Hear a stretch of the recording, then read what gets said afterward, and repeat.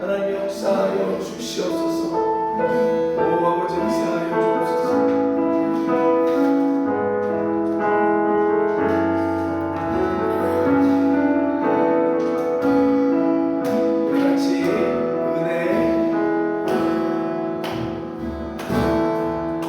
내가 두려웠던 모든 것들, 내가 지나왔던 모든 시간, 내가 걸어왔던 모든 순간이 당연한 건 아니라 은혜였어.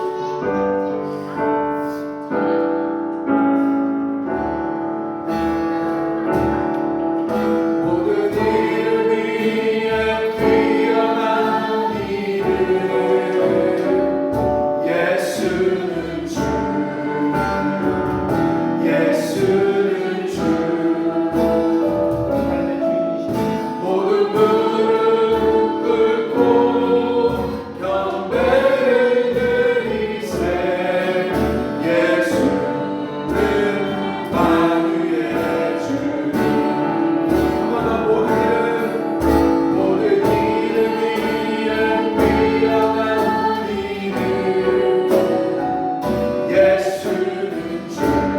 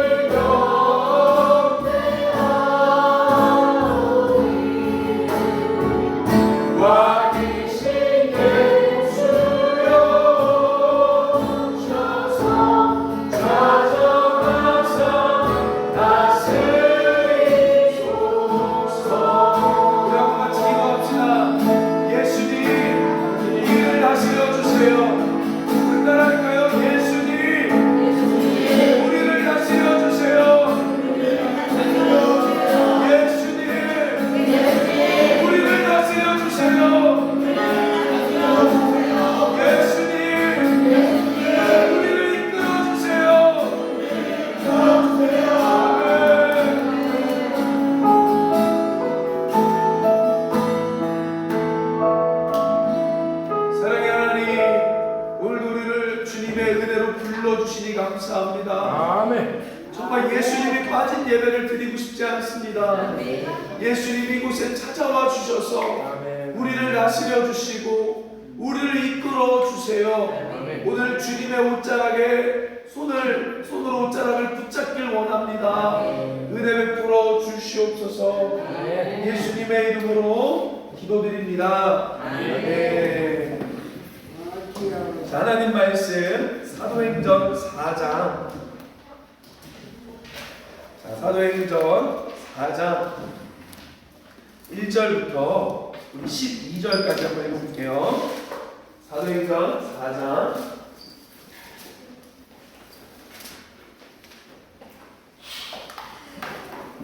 사도행전 4장 1절부터 12절까지 말씀 한번 말씀 읽겠습니다. 사도행전 4장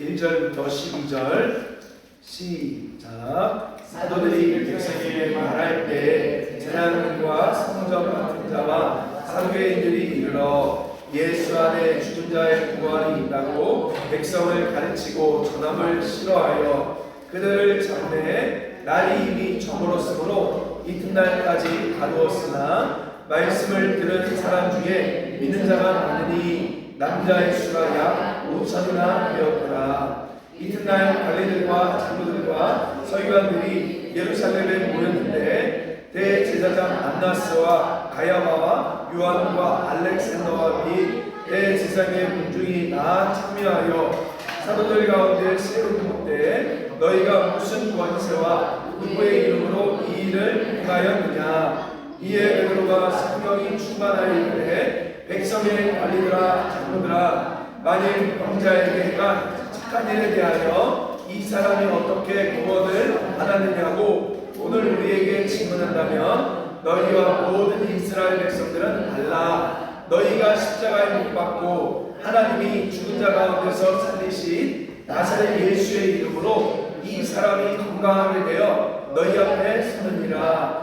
이 예수는 너희 건축자들의 버린 돌로서 집 모퉁이의 머릿돌이 되었느니라. 다른 이로서는 구원을 받을 수 없나니 천하 사람 중에 구원을 받을 만한 다른 이름을 우리에게 주신 일이 없습니다 하였더라. 아멘. 여러분, 살면서 사람들은요 편한 것을 추구합니다.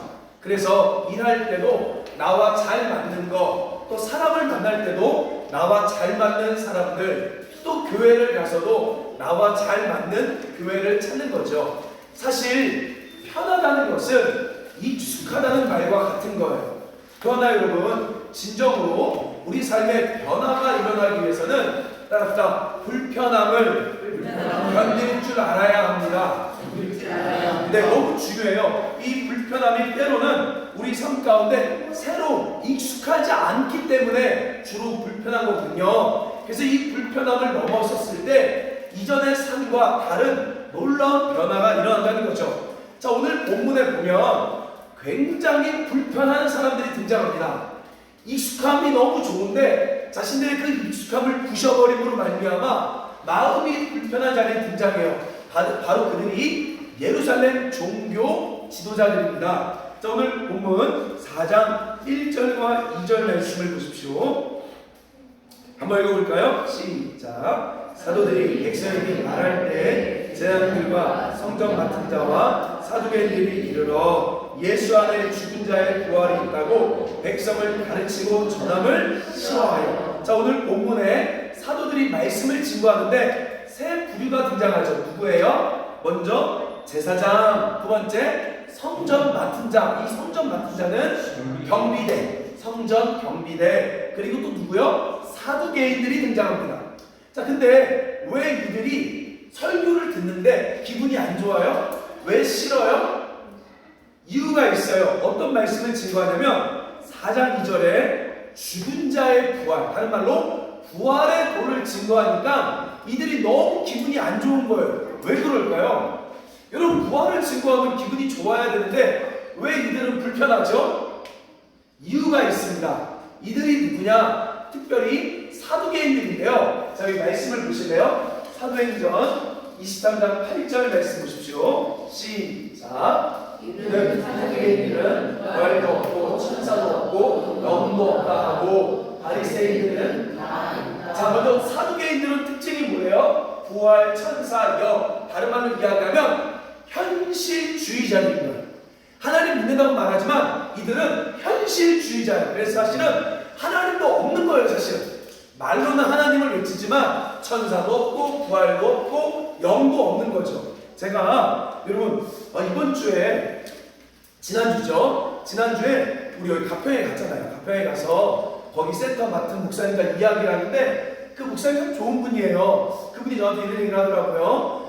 이제 본인이 노후가 되버리니까 도와주는 사람이 아무도 없다더라. 그러니까 정말로 도와주는 사람이 없대요. 나이가 먹으니까 도와주는 사람이 없다. 그러면 저한테 이렇게 성교단체 하는 게 안쓰러운가 봐요. 왜냐하면 안정적이지 않잖아요. 그러니까 그 얘기를 하더라고요. 근데 그 얘기를 딱 듣는데 집에 오니까 걱정이 오는 거예요. 저도 맞아. 나이 먹으면 도와주는 사람 없지. 맞는 말이잖아요. 틀린 말이 아니에요. 근데 그래서 나도 이렇게 살면 안 되는 건가? 잠깐 고민을 하고 있는데 이런 생각이 들어요.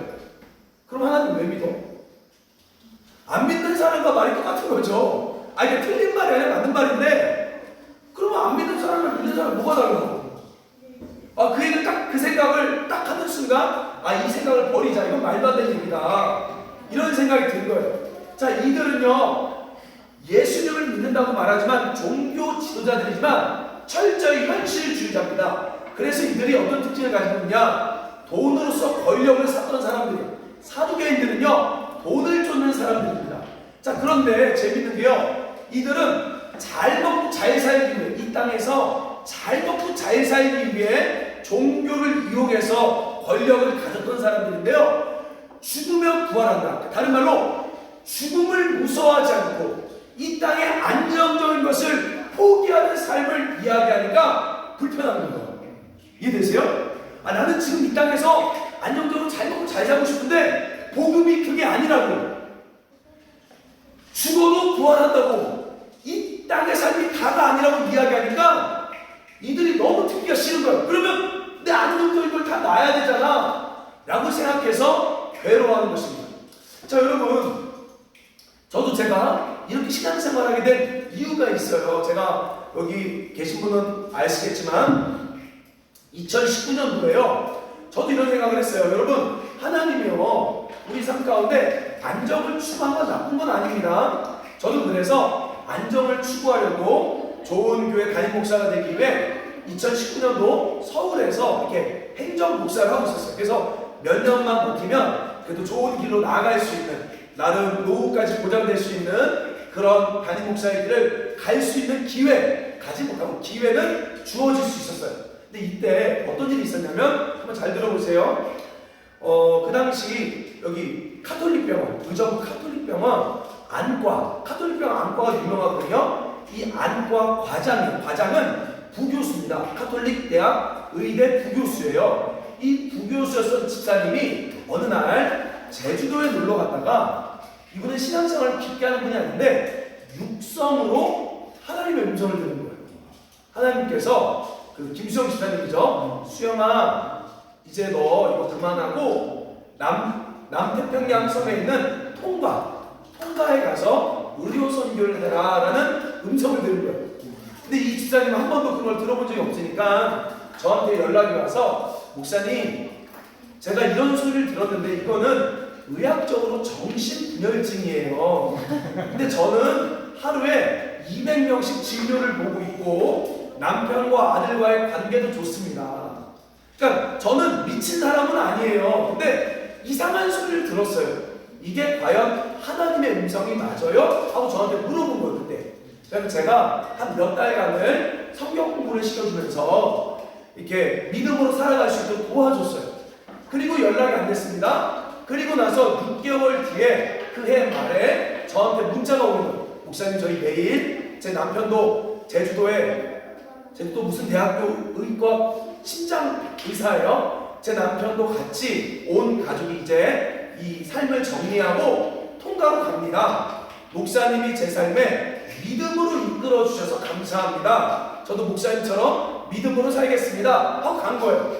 근데 여러분 재밌는 게요, 그 집사님이 아까 뭐라 했죠? 무슨 교수라고 했죠? 부교수라고 했죠. 부교수. 근데 내년이 되면 정교수가 돼요. 정교수 교수님 나가면 정교수가 되면요, 이게 교육부에서 소속이 되기 때문에요, 노후를 보장해 줍니다. 그래서 모든 교수님들의 꿈이 정교수예요. 그러니까 여러분, 교수랑 같은 교수가 아니에요. 근데 그 안정적인 자리를 평생 바라보고 있었다가 떠나게 된 거죠. 자, 근데 제가 불편한 거예요. 그때부터 제가 불편한 거예요.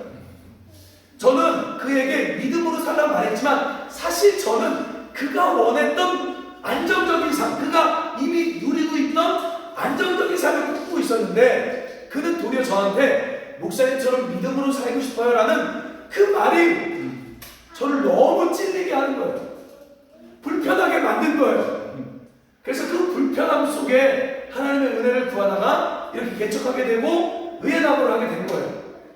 자, 여러분, 진리는요, 때로는 불편해요. 우리는 위로받고 싶죠. 저도 위로받고 싶어요. 하나님이 여러분 사랑하시고 도와준다, 이런 말 듣고 싶어요. 맞아요. 그것도 진리예요. 근데 때로는 우리를 불편하게 할 수 있다는 거예요. 근데 이 불편함을 들었을 때 여러분, 중요한 게요, 신앙의 첫 번째가 뭐라고 해요? 양심이라고 했죠. 근데 양심이 찔리면 은혜의 삶으로, 그러니까 돌이키게 되지만, 양심이 찔렸을 때 이거를 기분 나쁨으로 넘어버리면 다툼이 되어버리는 거예요. 그래서 오늘 본문에 저는 양심에 찔려 따라갔지만, 오늘 본문의 지도자들은 양심에 찔렸지만 어떻게 해요? 따라가기보다는 도리어 사도들을 공격하고 비난했다는 거예요. 그래서 오늘 본문 보세요. 3절 말씀 보세요. 3절 말씀 같이 읽겠습니다. 시작. 그들은 경매 날이 이미 저물었으므로 이튿날까지 가두었으나 하고 나서 7절 말씀 보세요. 이제 그들을 가둬버리죠. 7절 같이 읽어볼까요? 시작.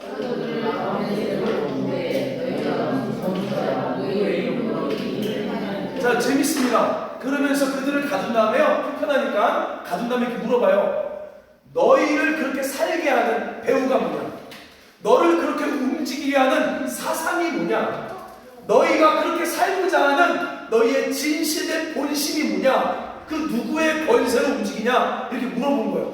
자, 여러분, 저는 뭐 좋아하진 않지만 태극기 집회를 보면 두 부류가 움직이게 만드는 거예요. 첫째는 종북 좌파라는 사상, 두 번째는 가면 용돈을 준다라는 돈. 그게 그들을 움직이는 거죠. 마찬가지로 이들은 이 땅의 삶을 두려워하지 않는 거예요. 죽음을 두려워하지 않는 삶을 사는 거예요. 근데 그렇게 살게 하는 너희의 진짜 배우가 뭐냐? 라고 이 종교 지도자들이 물어보는 거죠. 그러니까 여러분, 예수를 믿는다고 다 같은 게 아니에요. 같은 사람이지만 각자 바라보는 사상과 움직이는 힘은 전혀 다른 거예요. 넘겨주세요. 여러분, 아모스서에 보면요, 두 명의 선지자가 등장합니다. 따라합시다. 아모스와 아마샤. 똑같이 하나님의 일을 하는 거예요. 근데 그들을 움직이게 하는 사상이 달라요. 자, 보세요. 아마샤 말씀 읽어볼까요? 시작. 도망가요. 가서 거기에서나 떡을 먹으며 거기에서나. 자, 첫 번째, 아마샤가 아모스라는 선지자에게 얘기해요. 야, 너 여기서 일하지 말고 여기 내 나와말이니까, 여긴 내 사역터니까 유다 땅으로 가서 거기서 예언하면서 뭐 하래요? 떡을 먹으래요. 떡 먹으는 얘기가 뭐예요? 돈 벌라는 거예요. 그러니까 이 사람은 사역자지만 뭐예요? 돈 버는 거야. 야, 여기 지금 내 밥그릇 건드리지 마. 딴 데 가서 일하면서 사역하면서 돈 벌어. 그러니까 하나님을 믿는데 이 아마샤 역시도 돈이 움직이겠던 사람이에요. 자, 그러면서 뭐라고 얘기해요? 다시는 베델에서 예언하지 말라. 이는 뭐래요? 왕의 성소요, 나라의 궁궐이다. 재밌어요? 이 왕의 성소가, 여러분, 성소는요 누구 거예요? 성전이죠. 하나님의 거잖아요. 근데 이 예언자가 누구 거래요? 이 왕이 그 당시 누구냐? 여로보암 2세였습니다. 여로보암 2세가 누구냐? 북이스라엘을 부유하게 했던 왕이에요. 자, 그는 결국 지금 이 아마샤의 움직이는 사상은 누구예요? 돈이고요. 이 돈을 대주는 누구의 사람이에요? 여로보암의 사람인 거예요. 아멘. 자, 하나님을 믿는다고 하지만 똑같이 사역을 해요. 똑같이 설교를 해요. 근데 그가 움직이는 힘은 전혀 다른 거예요. 여러분의 배우가 누굽니까? 여러분이 오늘날 움직이고 결정하고 상황을 판단하고 따라가는 그 움직이게 하는 힘이 무엇입니까? 어떤 사람은 돈인 거예요. 어떤 사람은 그 돈을 내주는 사람이 하나님인 거예요. 말로는 하나님 하나님을 외치지만 이 아마샤의 진짜 하나님은 여로보암이었던 거예요. 아멘? 아멘. 그래서 오늘 본문에 이 사두개인들이 물어보는 거죠. 너희가 쉽게 말하면 아마샤와 똑같이 우리를 움직이게 한 건 돈이고 해독 가문인데 너희는 누구의 권세를 이용해서 살고 있느냐? 라고 물어보는 거죠. 이때 뭐라고 대답합니까? 자, 여러분 4장 10절 말씀, 10절 11절 말씀 같이 읽어봅시다. 시작. 너희와 모든 이스라엘 사람들을 알라. 너희가 십자가에 못 박히고 하나님이 죽은 자 가운데서 살리신 나사렛 예수의 이름으로 이 사람이 건강하게 되어 너희 앞에 섰느니라. 이 예수는 너희 건축자들의 버린 돌로서 집 모퉁이의 머릿돌이 되었느니라. 자, 뭐라고 얘기합니까? 누구 때문에 움직인대요? 예수 때문에 움직인다. 자, 그러면서 놀라운 얘기예요. 하나님께서 예수님을 뭐라 그래요? 너희가 마치 버린 쓸모가 없어 예수님을 버린 돌 같은데 그 버린 돌을 뭘로 만든대요? 집에서 가장 중요한 모퉁이 툴로 만드는 분이 하나님이시다 이렇게 얘기하는 거예요. 여러분 놀라워요. 우리 하나 넘겨볼게요. 혹시 여러분 그거 아십니까? 우리나라에 100년 전에 한 120년 전이죠. 언더우드 선교사가 여기 지금 우리나라 왔었어요. 이때 조선을 향해 이런 기도를 합니다. 아마 많이 들어봤을 거예요. 제가 읽어볼게요. 20세기 초 언더우드 선교사가 조선에 왔을 때 이렇게 기도해요. 주여, 지금은 아무것도 보이지 않습니다. 메마르고 가난한 이곳 조선 땅에 지금은 아무것도 보이지 않습니다. 보이는 것은 그저 고집스럽게 얼룩진 어둠뿐 가난과 인습에 묶여있는 조선 사람들밖에 없습니다. 왜 고통에 묶여있는지도 모른 채 고통을 벗겨주겠다라고 하면 의심부터 하고 화를 냅니다. 지금은 예배드릴 예배당도 없고 학교도 없고 그저 모든 사람들의 경계와 왜 코제이가 왔으니까 의심, 멸시, 천대함만 가득합니다. 그러나 이것이 은총의 땅이 되리라 믿습니다. 이게 이 얘기를 듣는데요. 눈물이 나는 거예요. 그러니까 우리 가끔씩 하나님 일 하다 보면 맨 땅에 헤딩하는 거 보이는 건 없고 도리어 잘하긴커녕 남들에게 욕이나 먹는 거 없고 의심의 눈초리를 받고 우리 예를 들어 보세요. 자유케라도 하자 그러면 사람들이 신천지 아니야? 이렇게 의심하고 있고 다 답답하죠. 쓸모없는 것 같죠. 우리 사역이 쓸모없는 것 같죠. 여러분 조선도요 120년 전에 쓸모가 없어 보였대요. 근데 하나님이 가치 없어버린 땅을 어떻게 해요? 이 세상에 모퉁이돌로 만들어버린 거예요. 그래서 여러분 아는 것처럼 세계 선교사 2번째로 가장 많이 보내는 나라, 전 세계에서 가장 큰 교회가 있는 나라가 대한민국이 된 거잖아요. 하나님은요 약한 자를 쓰시는 거예요. 하나님은요 멍청하고 하나님은요 미련한 자들을 사용하사 있는 자들, 똑똑한 자들을 부끄럽게 하시는 분이십니다. 바로 그것을 믿기 때문에 이들은 죽음을 두려워하지 않는 거예요. 하나님은 그렇게 부활시킬 걸 알기 때문에 이들은 죽음을 두려워하지 않는 거죠. 그래서 그 이야기를 우리 가운데 이야기해요. 자, 그리고 나서 4장 12절 말씀에 이런 이야기가 돼요. 우리 4장 전체를 공부하는 거예요. 4장 12절 말씀 같이 읽어볼까요? 시작. 다른 이로서는 구원을 받을 수 없나니 천하 사람 중에 구원을 받을 만한 다른 이름을 우리에게 주신 일이 없습니다. 자, 여기 별표 치세요. 이 말씀 너무 중요해요. 여러분, 저도요 가끔씩 유튜브로 법륜 스님 이야기 들어요. 상담 이야기 들으면 너무 지혜로워요. 제가 봐도 웬만한 목사님보다 훨씬 지혜로워요. 좋아요, 법륜 스님. 그리고 여러분 몇 년 전에 카톨릭 교황 왔었잖아요. 카톨릭 교황이 한국에 왔었을 때 그가 보여준 매너와 모습을 보면요 진짜 우리 부끄러울 정도로 너무 인품이 좋아요. 좋은 거 맞아요. 그래서 우리가 인정해 줄 수는 있어요. 그러나 완고해 보이지만요, 오늘 본문에 뭐라 그래요? 구원받을 이름은 누구밖에 없다? 예수님밖에 없는 거예요. 아, 불교 너무 좋아요. 아, 카톨릭도 좋아요. 아, 그래도 그들의 삶을 인정해 줄 수 있어요. 그러나 오늘 본문에 타협할 수 없는 건 딱 하나가 있는데 바로 뭐라고요? 예수 외에는 구원이 없다는 거예요. 그러니까 이 사도들과 수많은 사람들이 다 인정해 줄 수 있어요. 아, 그래, 돈 쫓아갈 수도 있어요. 또 사람들이 중요해요. 다 인정해 줄 수 있지만 그러나 구원은 예수님밖에 없어요 라고 선을 그어버리는 거죠.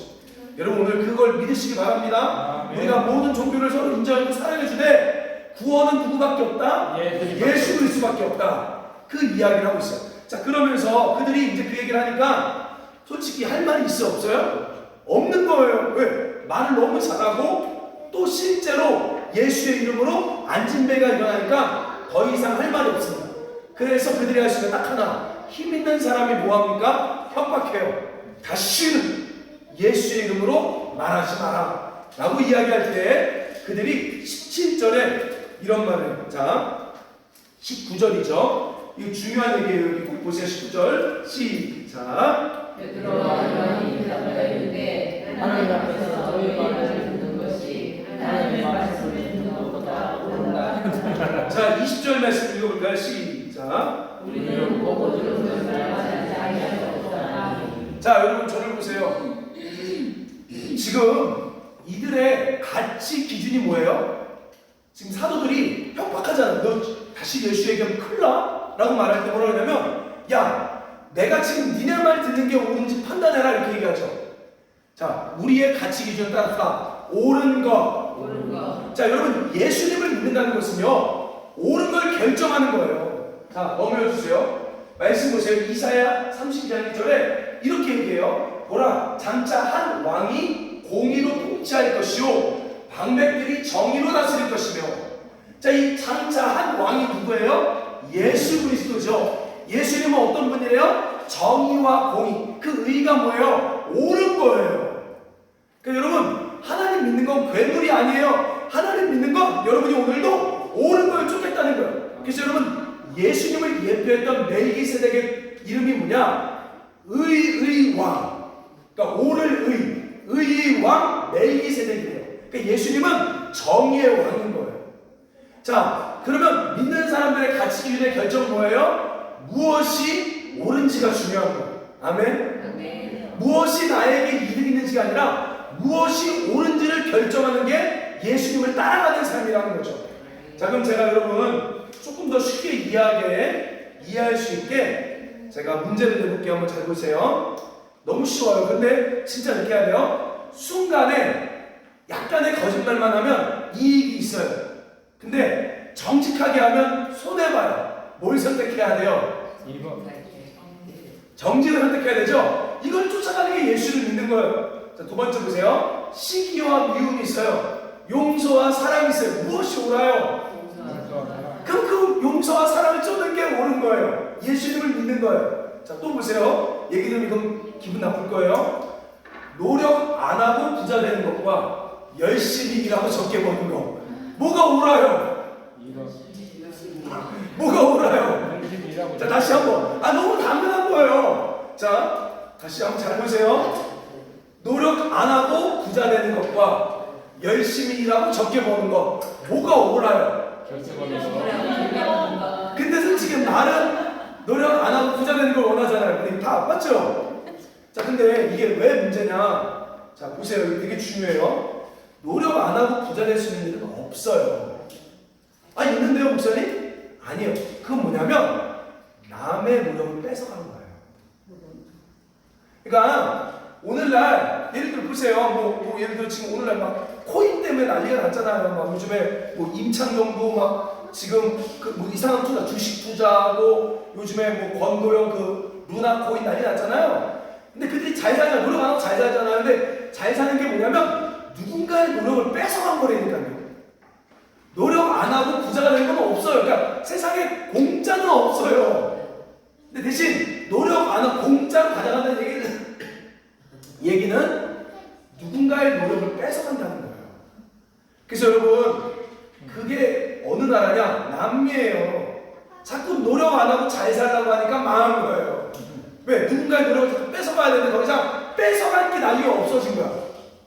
이해되십니까? 근데 이게 너무 옳잖아요. 근데 옳은데도 헷갈리는 거예요, 사람들이. 예수님을 믿는데도 헷갈리는 거예요.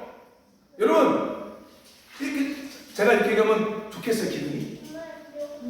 교회에서 대축복서기 할 때 여러분 노력 안 하고 부자 되는 것과 노력하고 적게 버는 것 뭐가 옳아요? 라고 얘기했을 때 이게 옳다 그러면 여러분 기분 좋겠어요? 근데 성경은 뭐가 맞대요? 노력하고 적게 버는 게 맞다는 거죠. 아멘? 타협할 수가 없는 거예요. 그러니까 사도들이 얘기해요. 야, 니들의 거짓 협박을 쫓는 게 맞냐?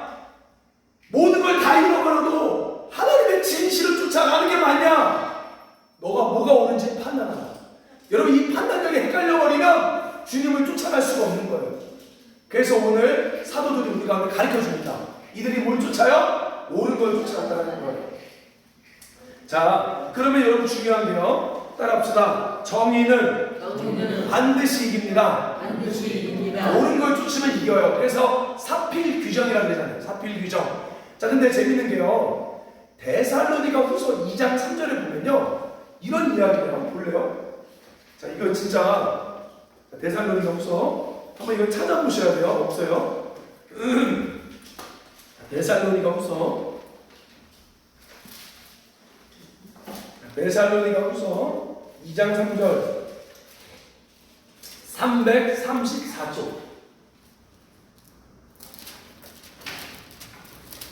오늘 아주 중요한 사도들의 가치 기준을 우리한테 가르쳐줘요. 334쪽 보세요. 데살로니가 후서 2장 4절에 보면 2장 3절부터 보면요. 이 악령에게 사로잡힌 적그리스도가 등장합니다. 그러니까 악령이에요. 적그리스도. 데살로니가 후서 2장 3절 한번 읽어보세요. 시작. 누가 하고 너희가 미혹되지 말라. 먼저 대교하는 일이 있고 자 읽으세요. 자, 이 악령이 어떤 존재래요? 적그리스도가 어떤 존재래요? 불법. 이게 다른 말로 이야기하면 불의입니다. 불의. 그러니까 여러분 오늘날 예수 믿는 거 교회와 뭐 절과의 싸움, 교회와 카톨릭과의 싸움 이게 아니에요. 우리가 지금 오늘날 교회에서 보면 막 어디 땅밟기 기도 간다고 해서 막 기타 가지고 사차에 가서 막 무너져라 기도하잖아요. 웃긴 거예요. 진정한 싸움은 하나님의 의로움과 불법과의 싸움인 거예요. 아멘? 그래서 악령이 누구래요? 불의래요. 예수님은 누구래요? 의의 왕. 여러분 결국요 모든 의로움은요, 여러분 이 의로움을 쫓는 자들, 저는 그래서 이렇게 생각해요. 지금 오늘날 두 성도가 있어요. 교회 간다 하지만 이미 불의한 자가 있고요. 아직 주님은 모르지만 의로움을 쫓는 자들이 있어요. 근데 그 의로움을 쫓는 자들이 누구냐? 요한복음 1장에 보면 나오죠. 그가 누구였어요? 요한복음 1장에 누구였습니까? 요한복음 1장에 있잖아요. 누구예요? 따라합시다. 나다나엘이 있어요. 그러니까 하나님이요 오늘날 나다나엘 같은 사람들을 찾는 거예요. 그래서 그들이 진심으로 옳은 걸 쫓다가 결국 예수를 믿게. 그래서 여러분 이사야서 보면요 하나님의 구원계. 제가 이제 편하게 얘기할게요. 저희 막 이렇게 얘기하면요 사람들이 교회가 아니라고 비웃어요. 여기 교회가 아니라. 그리고 우리는 전도도 아니고 그냥 음식 나눠주는 거예요. 그게 뭔 전도야 라고 비웃어요. 근데 우리 이번 주에 길거리에서 이제 앞으로 5명 세례 받잖아요. 하나님 우리가 가르쳐주는 그거예요. 의로움을 쫓는 자들을 예수께로 인도하는 거예요. 비록 교회를 아직 모르지만 하나님은요 예수를 믿는다고 입으로 말해도 불의를 쫓는 자들은 하나님의 자녀로 보지 않아요. 그러나 아직 주님은 모르지만 의로움을 쫓는 자들을 우리가 찾는 거예요. 근데 이 모습이요 이사야서 2장에 나온 구원 계획이에요. 그러니까 이스라엘이 의로움을 보여줌으로 수많은 이방들이 그 의로움 때문에 예수를 믿게 하는 것이 하나님의 구원 계획이었습니다. 저도요 예수 믿으세요. 길거리에서 교회 오세요. 쉬워요. 근데 그건 하나님 원하지 않아서 진심으로 원하는 것은 우리의 의로움을 통해 그리고 나서 마지막에 예수 그리스도를 증거함으로 하나님을 가르쳐주는 거죠. 그래서 여러분 의로움을 쫓기로 결정하셔. 예수를 믿는다는 것은 의로움을 쫓는 거예요. 아멘. 자 그리고 나서 어떤 일이 벌어지니까 자 그러면 제가 또 물어볼게요. 중요한 거. 왜냐하면 이게 너무 중요해서 그래요. 자 그러면 명백한 옳고 그름이 아니에요. 그러니까 명백하게 옳고 불의와 의로움은 아니에요. 그럼 그럴 때는 어떻게 결정해야 될까요? 맞아요. 자 보세요. 이런 게 있어요. 성경 보면 우상의 제물이 있어요. 우상의 제물. 여러분 그럼 지금 절에서 주는 밥 먹어야 돼? 안 먹어야 돼? 그건 상관이 없는 거죠. 근데 그걸 어떻게 결정해야 돼요? 그러면?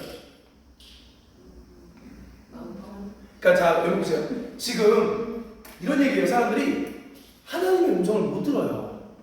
목사님들 못 들어요. 저도 잘 못 들어요. 지금은 하나님 음성이 잘 안 들려요. 옛날에는 하나님이요 조금만 해도 이렇게 감동을 많이 주고요 막 그렇게 했었어요. 근데 오늘날 냉정히 보면요 그렇게 하나님을 경험한 사람들이 별로 없어요. 예전에 교회에서 하나님 없이 청년들이 완전 막 성령 세례 받아 미친 애들이 있었어요. 근데 요즘에 그런 일이 없어요. 그럼 하나님이 지금 우리 가운데 새로운 음성의 채널을 여는 거예요. 근데 그 채널이 뭐냐? 뜨거운 감동만이 아니라 바로 옳고 그름이라는 거예요. 하나님의 뜻을 옳고 그름으로 분별해야 되는데 이건 옳고 그름이 아니라 예를 들면 절에 밥을 먹어도 되는지 안 되는지 이런 것들은 어떻게 분별해야 돼요? 어떻게 하나님 뜻을 알아요? 성경이 이렇게 얘기해요. 양심의 꺼리낌에 따라. 그러니까요 이건 옳고 그름이 아니에요. 근데 내가 왜 내 마음이 꺼리끼잖아요? 그럼 안 하는 거예요. 그래서 이게 잘못은 아니에요. 근데도 그냥 아무 상관이 없어요. 근데 마음에 뭔가 꺼려요. 그러면 안 하는 거예요. 근데 꺼림이 없어요. 그러면 해도 돼요. 하나님이 지금 우리 가운데 가치 기준을 그렇게 결정하라고 가르쳐주는 거예요. 아멘? 자, 다시 한번 결정합니다. 하나님의 뜻을 어떻게 분별한다? 옳고 그름으로 하시라고. 옳고 그름을 놓쳐버리면 반드시 망해요. 지금 여러분 당하잖아요. 맨날 말이 안 되잖아요. 그런 이상한 코인들 이상한 주식들 말이 안 되잖아요. 아니 아무리 똑똑한 연예인이고 그렇게 잘났던 사람일지라도 옳고 그름이 헷갈려 버리니까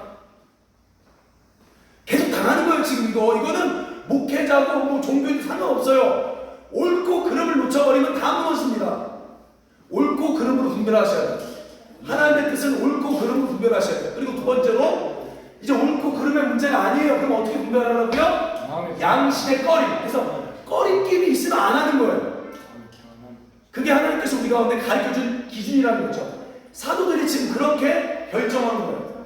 자 그리고 나서 자 말씀 4장.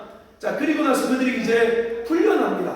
풀려나자마자 다시 23절 말씀 보세요. 23절 4장 23절 시작. 사도들이 노임에 그 동료에게 가서 제왕들과 장로들의 말을 다 알리니. 그래서 이제 그들이 예루살렘 교회로 가요. 가는데 무슨 이야기 하냐? 거기 시편 2편을 인용합니다. 어떤 걸 얘기하냐면 옳은 길을 쫓는데 항상 방해하는 대적자들이 있다는 거예요. 아멘. 여러분이 온전한 믿음으로 쫓아가려고 할 때 항상 여러분을 힘들게 하는 존재들이 있어요. 그래서 기도로 이기셔야 돼요. 지금 그걸 우리 가운데 가르쳐줘요. 우리 의정부에 비전교회가 있어요. 의정부 비전교회. 거기 청년부 교육자가요. 감사하게 이제 자유케 하라고 청년들에게 가르칩니다. 그리고 이제 제주도에 이번 6월에 아웃리치를 가요. 그래서 제가 그걸 도와줄 수 있게 다 도와줬어요. 짜줬어요. 그리고 이제 제가 그 후에 7월에 거기 이제 주일에 집회하러 가요. 자, 근데 재밌는 건 이제 청년들을 깨워서 이렇게 옳은 길로 가려고 하니까 좋은 일이 있어야 되는데 어려운 일이 막 생겨요. 교회에서 갑자기 막 니네 제주도 가는데 돈 많이 쓴다, 막 돈 쓴다라고 막 방해하기 시작하고. 그리고 또 이제 아내가 이제 아기를 낳아야 될 때가 돼서 또 아내가 너무 스트레스 받으니까 남편이 자꾸 나가다니는 것 같아서 힘드니까 막 뭐라고 하고. 그러니까 이 목사님이 지금 너무 힘든 거예요. 근데 제가 이렇게 얘기했어요. 뭐라 얘기했냐? 그 압박들을 견뎌야 된다. 당신이 진짜 하나님의 일을 하려고 하면 반드시 그 일을 못하도록 방해하는 압박들이 있어요. 공격들이 있어요. 근데 그 공격을 이길 수 있는 방법은 외부의 소리를 끄셔야 돼요. 그리고 하나님께 기도로 버텨야 되는 거예요. 근데 여러분 놀라운 것은요, 그 압력이 세면 세수록 하나님 역사심이 커지는 거예요. 재밌는 거, 여러분 수련회 저는 예전에 많이 했단 말이에요. 당일날 애먹히게 애들이 그날 밤에 성령 세례 받아요. 항상 그래요. 당일날 못 가겠어요 막 이럴 때는 맨날 있어. 갑자기 막 가겠다고 얘기하다가 그날만 아침만 되면 막 저를 막 힘들게 하는 애들이 있어요. 근데 그런 애들이 결국 마지막에 못 오고 나서 집회할 때 또 엄마 차 타고 와요. 힘들게 와. 근데 그날 걔가 방언 받아요. 여러분 그걸 아셔야 돼요. 반드시 하나님의 일을 결정하고 나아갈 때는요, 순탄대로가 열릴 것 같은데 어려운 일이 찾아옵니다. 근데 그때 좌절하지 마시고 기도로 이겨내셔야 돼요. 그래서 제자들도 하나님 이 위협함을 구워보시고 우리를 통하여 담대히 복음 전하게 하옵소서라고 할 때 하나님이 진동을 주시며 치유와 능력을 더 많이 사도들에게 부어줬다라고 오늘 본문이 이야기하고 있습니다. 자, 그리고 이제 마지막으로 이 일로 말미암아 어떤 일이 벌어지니까 교회의 모습을 또 보여줘요. 32절 한번 읽어볼까요? 시작.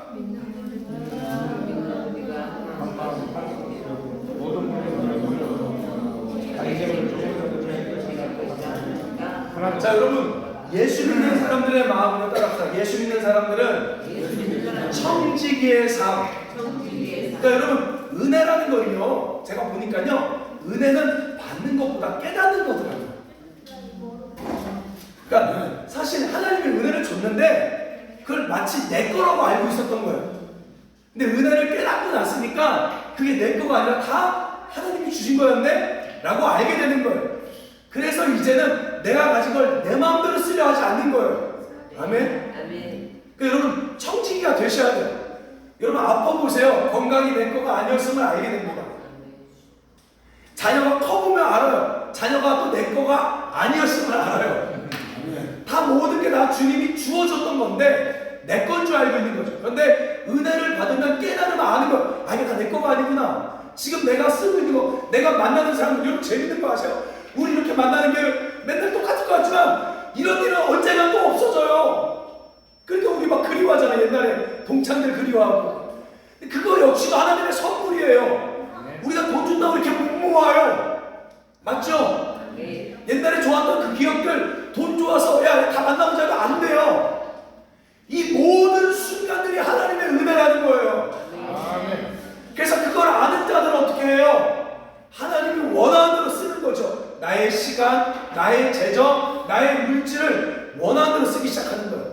그래서 여러분 교회는요, 청지기의 마음으로 예물을 드리는 거예요. 근데 중요한 건 뭐냐면 오늘날 왜 이 말을 못하냐? 이 예물을 드려서 다 자기 배를 불린 거예요, 교회가. 그러니까 이거 얘기하면 사건 목사, 저 목사님 또 돈 밝힌다 이렇게 보여요. 근데 그거 아니에요. 진정으로 교회는요, 예물을 드려야 돼요. 왜냐하면 내 뜻 아니니까. 그리고 그 예물을 가지고 교회가 어떻게 해요? 각 사람의 필요에 따라, 다른 말로 가난한 자들에게 나눠주는 게 교회의 모습입니다. 그래서 오늘 본문 보세요. 마지막에 이런 얘기하죠. 34절, 35절 읽어볼까요? 시작. 그 중에 가난한 사람이 없으니 이는 밖과 집에 있는 자는 하라 그 판 것의 값을 가져다가 사도들의 발 앞에 두매 그들이 각 사람의 필요를 따라 나누어 주시라. 이게 교회의 모습이에요. 오늘날 교회 안에 나누지 않으면 교회가 아닌 거예요. 여러분 재밌는 거 무서워요.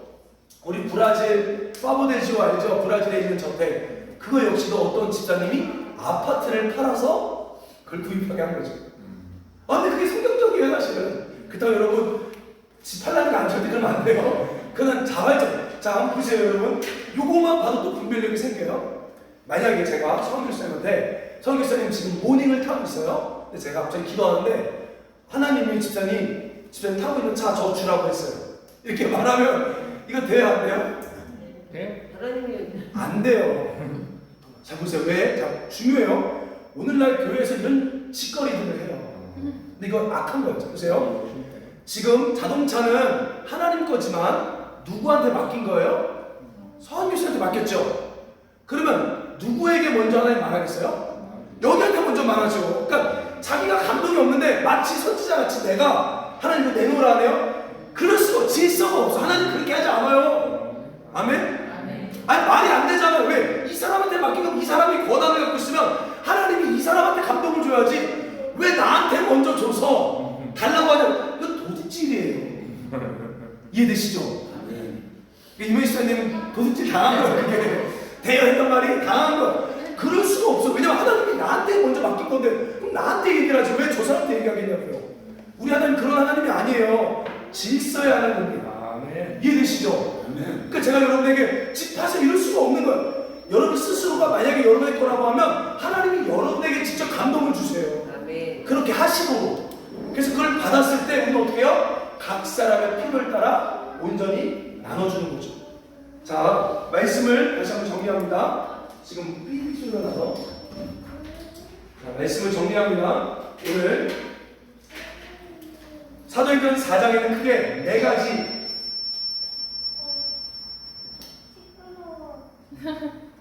사도행전 4장에는 네 가지 중요한 진리가 등장해요. 다시 한번 첫 번째, 따라서 복음은 부활의 복음. 죽어야 다시 사는 거예요. 다시 말로 살아남기 위해 사는 건 복음이 아니라는 거예요. 어떻게 해요? 하나님과 이웃을 위해 우리를 포기하는 삶. 근데 재밌는 건 포기한 자들을 다시 하나님이 살리신다는 거죠. 이게 부활의 복음입니다.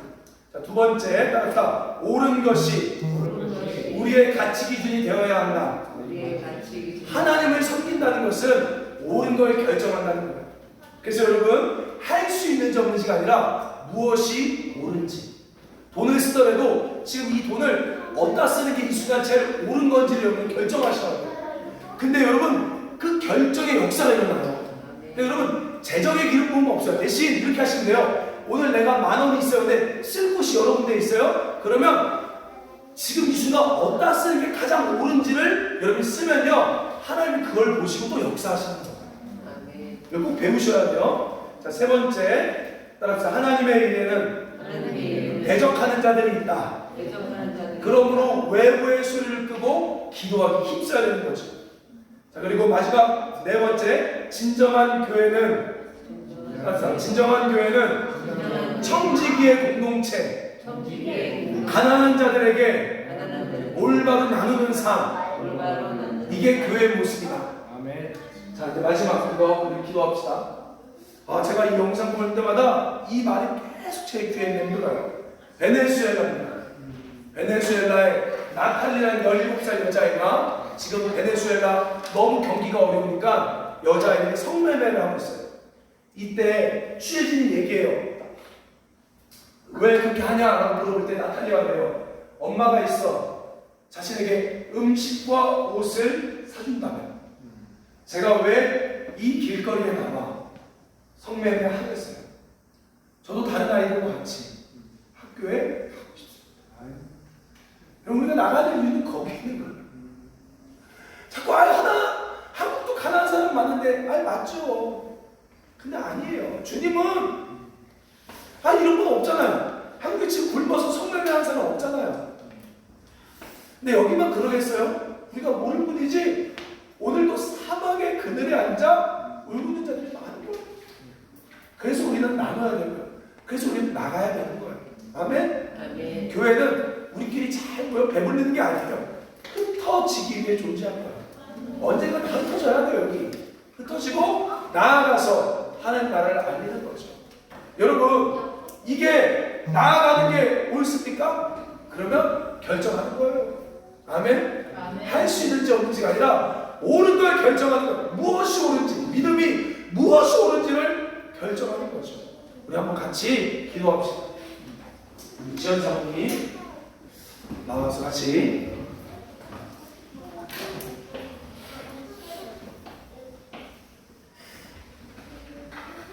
우리 한번 이렇게 기도할게요. 하나님, 옳은 주님을 따라가겠습니다.